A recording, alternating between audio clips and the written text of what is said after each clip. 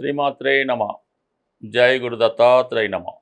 ఈ వీడియోలో మనం మిథున రాశి వారికి 2025వ సంవత్సర చివరి వారి ఫలితాలు తెలుసుకునే ప్రయత్నం చేస్తున్నాం.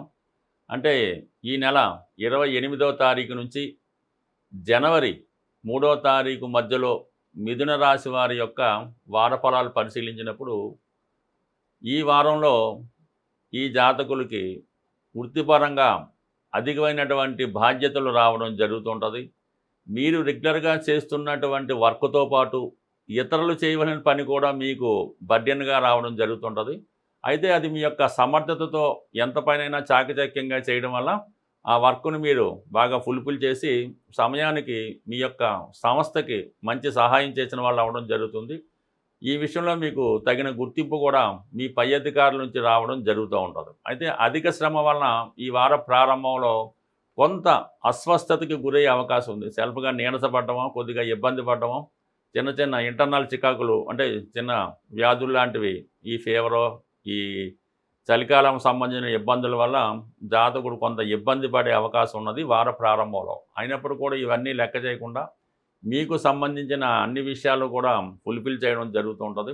అయితే ఇదే వారంలో మీ యొక్క శ్రేయోభిలాషల నుంచి ఏదైనా అందరూ కలిసి ఒక వ్యాపారం చేద్దాం, మన కుటుంబ వ్యవస్థని పైకి తీసుకొచ్చే ప్రయత్నంలో అందరూ అందులో భాగస్వామ్యులు అవ్వాలి అనే ఆలోచనతో ఒక సమిష్టిగా ఒక నిర్ణయం తీసుకోవడం జరుగుతుంది. ఈ ప్రయత్నంలో ఈ బంధుమిత్రులంతా కూడా దూరంలో ఉన్నవాళ్ళు మీ గృహాన్ని విజిట్ చేసి మీతో పాటు వాళ్ళు కూడా కొంత ఆనందాన్ని, సంతోషాన్ని, వేడుకగా జరుపుకోవడం జరుగుతూ ఉంటుంది.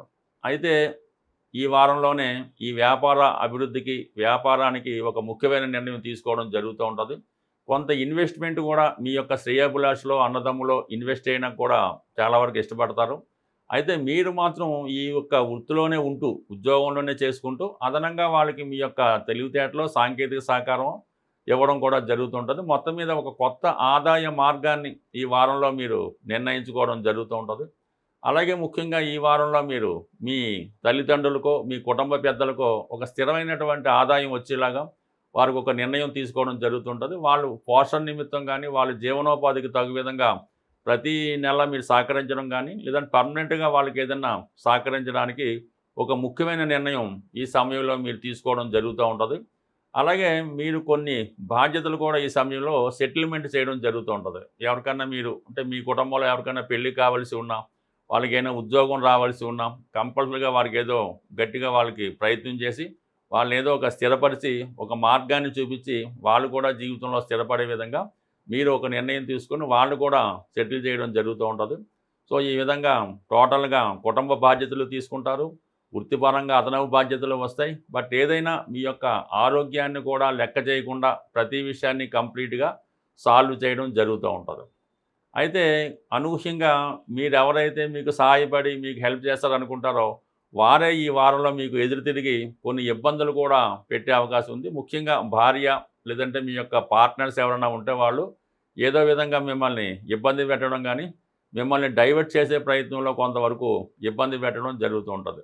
కొన్ని సందర్భాల్లో మీ జీవిత భాగస్వామికైనా హెల్త్ ప్రాబ్లం రావడం కానీ, లేదా వాళ్ళకి ఏదైనా సడన్గా ఇబ్బంది కలిగి వాళ్ళు ఏదైనా ఊరు వెళ్ళవలసి రావడం కానీ, మొత్తం మీద కొంత మీరు అనుకున్న విధంగా కాకుండా వేరే విధంగా కొంత డిస్టర్బెన్స్ ఈ వైవాహిక జీవితంలో కానీ, భార్యాభర్తల మధ్య కానీ కొన్ని అనుకోని ఇబ్బందులు లాంటివి ఏర్పడే అవకాశం ఉంది. ఎస్పెషల్లీ ఎవరైతే ఈ ప్రేమ వివాహంలో, ఎఫైర్స్లో లేదంటే ఒక లవ్ అఫైర్లో ఉన్నారో వాళ్ళు వివాహం చేసుకుందామని ఈ ప్రయత్నంలో ఆ విషయాన్ని మీరు పెద్దలకి చెప్పడం వల్ల కంపల్సరీగా కొన్ని అడ్డంకులు ఏర్పడి శాశ్వతంగా ప్రేమికులు విడిపోయే విధంగా అవకాశం ఉంది. కాబట్టి ఎవరైతే ఈ మిథున రాశిలో ప్రేమికులు ఉండి పెళ్లికి తొందరపడుతున్నారో వారు ఇంకొద్ది రోజుల పాటు వెయిట్ చేయవలసి ఉంటుంది.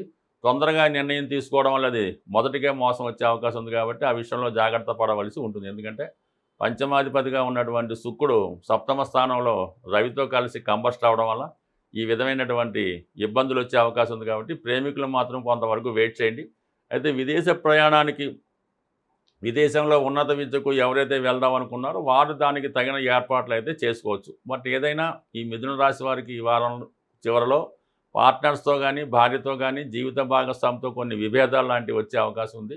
బట్ ఏదైనా జాతకుడికి ఈ వారంలో అధిక ఆదాయం వచ్చే ఒక కొత్త నిర్ణయాన్ని తీసుకోవడం జరుగుతుంది. ఈ వారం నుంచి మనం 2026వ సంవత్సరంలోకి ప్రవేశించడం జరుగుతూ ఉంది.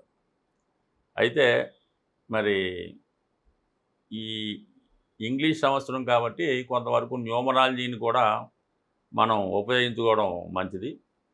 2026లో కేవలం 26 మాత్రమే తీసుకోవడం జరుగుతూ ఉంటుంది. 2000 కంటిన్యూ అవుతుంటుంది కదా, 26 అన్నప్పుడు సంఖ్య 8 అయింది. అంటే శని యొక్క ప్రభావం ఈ సంవత్సరం ఎక్కువగా ఉంటుందన్నమాట. అందువల్ల అంటే పారిశ్రామిక రంగం వారికి, శ్రామికులకి, కార్మికులకి చాలా అనుకూలమైనటువంటి పరిస్థితులు ఏర్పడుతుంటాయి. అంటే 8 కూడా ఏ విధంగా ఏర్పడింది, 2, 6 అంటే రెండో సంఖ్య చంద్రుడు కాబట్టి కామన్గా కొంతకాలంగా ఒక 25 సంవత్సరాలుగా స్త్రీల యొక్క హవా కొనసాగుతూ ఉంది. ఎప్పుడైతే 2000 స్టార్ట్ అయిందో అక్కడ నుంచి స్త్రీలదే ఆధిపత్యం వహిస్తున్నారు. 2020 నుంచి అది మరీ ఇంకా ఎక్కువ అవడం వల్ల ఈ పెళ్ళిళ్ళ విషయంలో, అన్ని విషయంలో పాపం ప్రస్తుతం స్త్రీలకే ఆధిపత్యం రావడం జరిగింది. ఇంకా ఈ సంవత్సరం కూడా స్త్రీలదే పైచేయిగా ఉండడం జరుగుతూ ఉంటుంది. అలాగే 6వ సంఖ్య 26 కాబట్టి 6 శుక్రుడు సంబంధించింది కాబట్టి సాధారణంగా ఈ వాహనాలు, కార్లు, గోల్డ్, ఇమిటేషన్ ఆర్టికల్స్, ఖరీదైన వస్తువులకి ఎక్కువ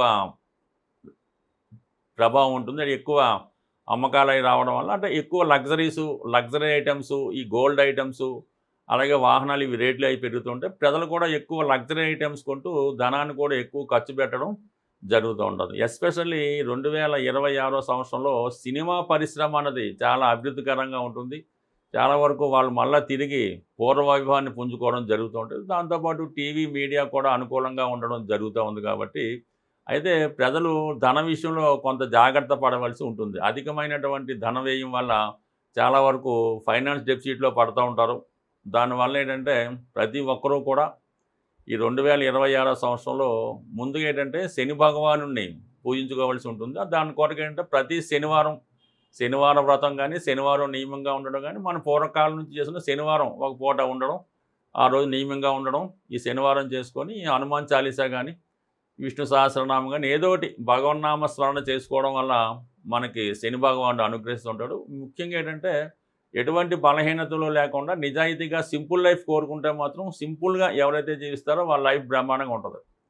ఇక మామూలుగా శుక్ర భగవానుడు కూడా కాబట్టి లక్ష్మీ అనుగ్రహం కోసం కనకధార స్తోత్రం, ఈ చంద్రుడు కాబట్టి అంటే టోటల్గా మనం ఏంటంటే మీకు నెలకు ఒక్కసారైనా ప్రత్యేకంగా ఒకరోజు విష్ణు సహస్రనామం, లక్ష్మీ స్తోత్రం 2 కలిపే పుస్తకంలో ఉంటాయి. ఎవరైతే శ్రద్ధగా పారాయణ చేస్తారో వాళ్ళకి కంప్లీట్గా అన్ని సమస్యల నుంచి బయటపడడం జరుగుతూ ఉంటుంది. దాని తర్వాత ఏంటి, వెరీ సింపుల్ రెమెడీ, ఇంకేం కష్టపడక్కర్లేదు. ఆంజనేయ స్వామి, ఈ యుగంలో ఆంజనేయ స్వామి ఇచ్చినంత స్పీడ్గా ఎవరు కూడా వరం ఇవ్వరు.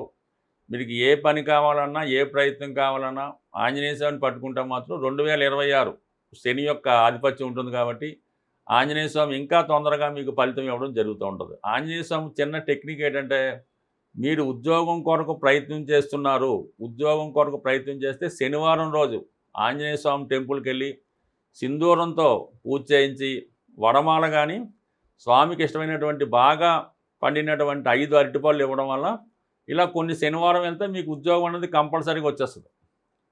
ఈ ఉద్యోగం కాకుండా వివాహం అవటం లేదు, వివాహపరంగా సమస్యలు ఉన్నాయి, రుణ బాధలు ఉన్నాయి, అన్నదమ్ముల మధ్య ప్రాబ్లమ్స్ ఉన్నాయి, స్థిరాస్తి గొడవలు ఉన్నాయి, ఏ ఇతర జటిలమైన సమస్య అయినా మంగళవారం రోజు తమలపాకులతో మీరు స్వామికి పూజించడం వల్ల కంప్లీట్గా మీ యొక్క ప్రతి ఒక్క కోరిక నెరవేరడం. అంటే స్వామికి తమలపాకులతో పూజ అంటే తమలపాకులు ఇచ్చి మనం ఒకరికి ఒక పని అప్పచెప్తూ ఉంటాం. ఏదైనా మనం కొత్తగా ఇల్లు కట్టినా ఒక మేస్త్రికి ఎలాగైతే తాంబూలం నుంచి పని అప్పచెప్తుంటామో ఈ విధంగా ఆంజనేయ స్వామి వారికి తమలపాకులతో పూజ చేయడం వల్ల మీ యొక్క పని అతి శీఘ్రంగా జరుగుతూ ఉంటుంది. అయితే ఏంటంటే ఒక పెద్ద మొత్తంలో అంటే మనకి చిన్న పని అనుకోండి ఒక 41 తమలపాకులు, కొద్ది పెద్ద అనుకోండి 108 తమలపాకులు, లేదు కొంత జటిలమైన పని ఒక 1000 తమలపాకులు, అంటే 1108 తమలపాకులతో మీరు ఆంజనేయ స్వామికి పూజ చేయగలిగితే ఈ పని అవదు అని మాత్రం ఖచ్చితంగా ఉండదు. అందువల్ల కంపల్సరీగా మీరు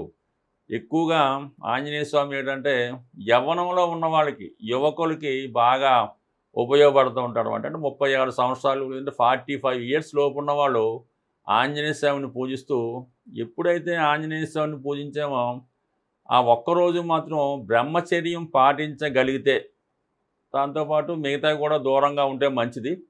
ఈ విధంగా ఏదో ఒకటి మనం కావాలంటే ఏదో ఒకటి వదులుకోవాల్సి ఉంటుంది. ఈ విధంగా చిన్న నియమం పాటించడం వల్ల 2026 మీకు అద్భుత విజయాలు సాధించడం జరుగుతుంది. స్వస్తి.